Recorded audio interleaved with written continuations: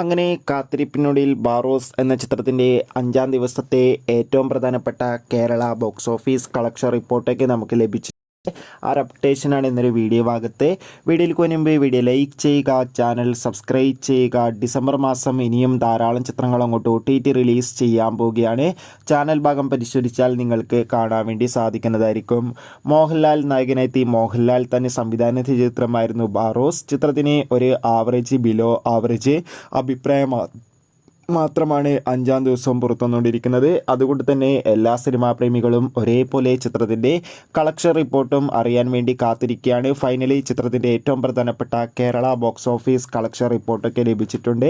ചിത്രത്തിന് ഇന്ന് 5-ാം ദിവസം ഞായറാഴ്ച ഒരു ആവറേജ് ബുക്കിംഗ് മാത്രം നടന്നതുകൊണ്ട് തന്നെ 1 കോടിക്കടുത്ത് മാത്രം കളക്ഷൻ നേടിയെടുക്കാൻ വേണ്ടി സാധിക്കുമെന്നാണ് ട്രാക്കിംഗ് റിപ്പോർട്ടുകൾ സൂചിപ്പിക്കുന്നത്. കാത്തിരിക്കാം ബാറോസ് എന്ന ചിത്രത്തിൻ്റെ കൂടുതൽ ബോക്സ് ഓഫീസ് കളക്ഷൻ റിപ്പോർട്ടിനായി. ബൈ.